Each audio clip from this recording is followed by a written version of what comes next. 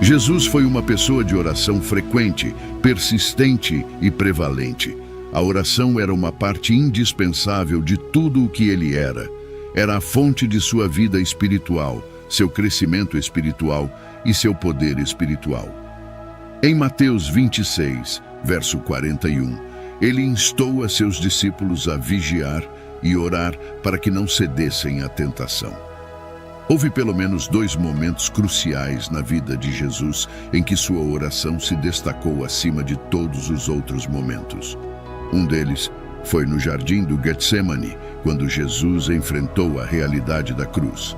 Embora seus discípulos estivessem com ele, Jesus os deixou descansar enquanto ia mais fundo no jardim e orava intensamente, a ponto de suar gotas significativas de sangue. Veja Mateus 26, versos 36 ao 44 e Lucas 22, verso 44. A segunda oração de importância monumental ocorreu durante aquelas terríveis horas escuras que ele passou na cruz. Apesar da intensa agonia da crucificação, o coração de Jesus se voltou para seus algozes e, em favor deles, ele orou: Pai, perdoa-lhes, pois não sabem o que estão fazendo. Lucas 23, verso 34. Não há dúvida sobre isso. Nosso Senhor era um homem de oração.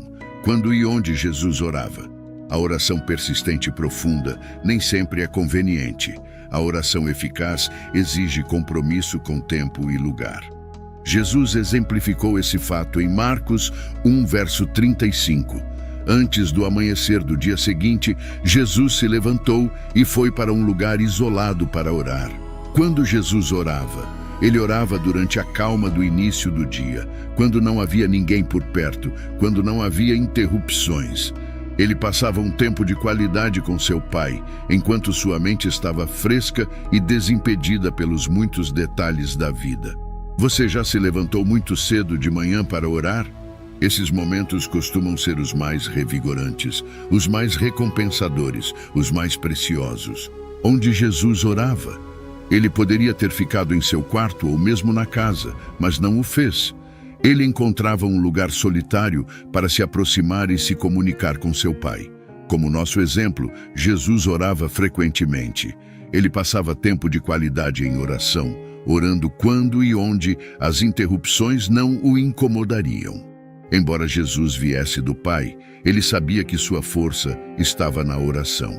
Então, se Jesus precisava orar, quanto mais nós devemos. Se ele precisava encontrar tempo de qualidade para orar, quanto mais deveríamos. E se ele considerava necessário ficar longe dos outros enquanto orava, não deveríamos nós? Se você possui um carro, sabe que precisa abastecê-lo regularmente ou ele para de funcionar.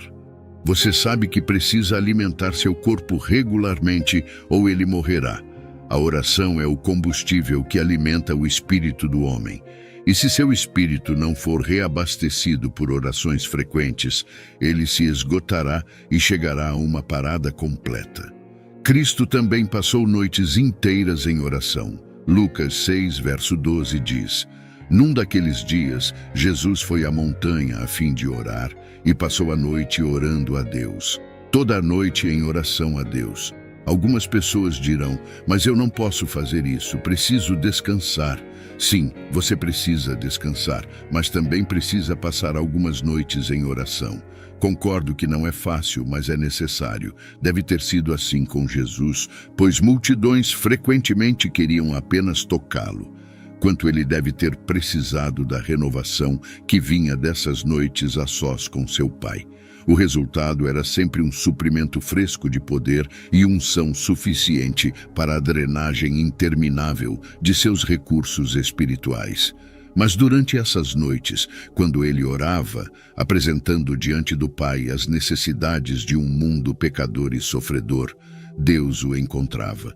E nosso Pai fará o mesmo por qualquer pessoa que se importe o suficiente para sacrificar algumas horas de sono para um encontro com o Todo-Poderoso. Para uma pessoa abrir mão do seu descanso para interceder pelos outros revela sua sinceridade. E para alguém dedicar a Deus sozinho uma manhã, um dia ou uma noite inteira, mostra sua paixão em ajudar e abençoar as pessoas, indicando que elas são sua primeira preocupação. A igreja deve redescobrir sua fonte de poder. A igreja hoje se embelezou, construindo edifícios altos e lugares de adoração impressionantes. Mas a mesma igreja, em muitos casos, está desconectada das pessoas.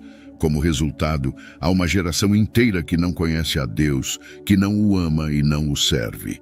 Meus amigos, esta geração precisa de Deus. A igreja hoje precisa renascer para a tarefa de alcançar esta geração para Deus. Ela precisa alcançar o topo da montanha e passar tempo em oração. Precisamos buscar a Deus. Precisamos aprender a buscá-lo com todo o nosso coração. Precisamos dessas reuniões de oração no topo da montanha. Precisamos desses momentos de oração solitária. Precisamos deles 1000 vezes mais do que Jesus precisou.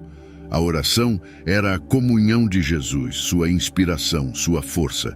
Jesus estabeleceu o padrão de oração para nós. Ele estava nos mostrando como viver, como adorar, como orar. E se quisermos ter sucesso em nossas vidas para o Senhor, faremos bem em seguir o exemplo do nosso Senhor.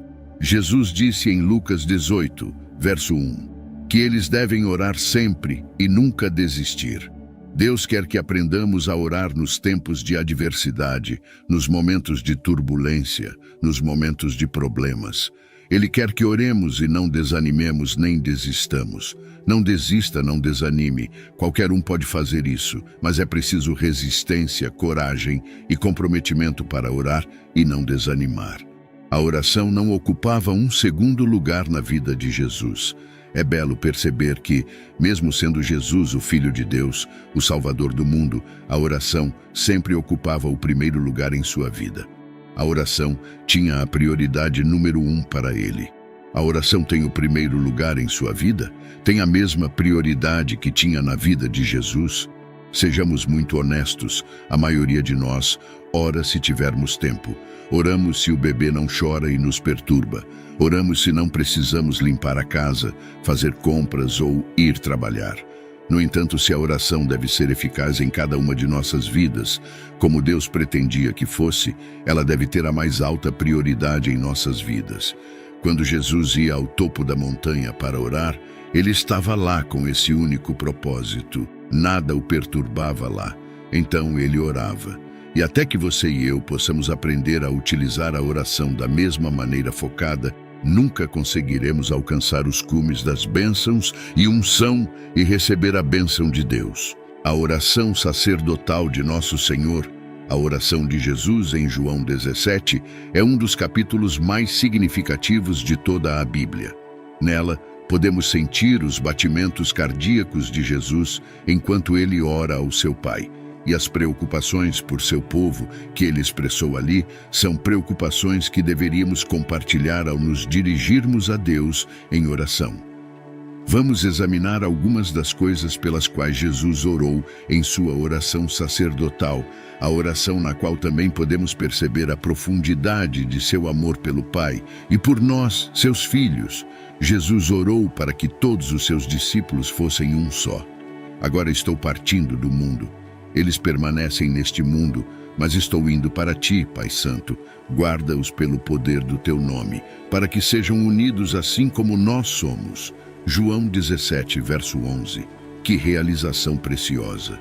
Jesus orou por você e por mim, e ele orou para que fôssemos um com ele da mesma maneira que ele é um com seu Pai. Pense na proximidade, no calor, na partilha que ocorre entre pais e filhos. E Jesus está pedindo ao Criador do Universo que estabeleça essa mesma afinidade entre Jesus e todos os seus seguidores. O fato de Jesus ter orado por isso indica que é possível e que também devemos orar por isso. Jesus orou para que seus discípulos tivessem alegria.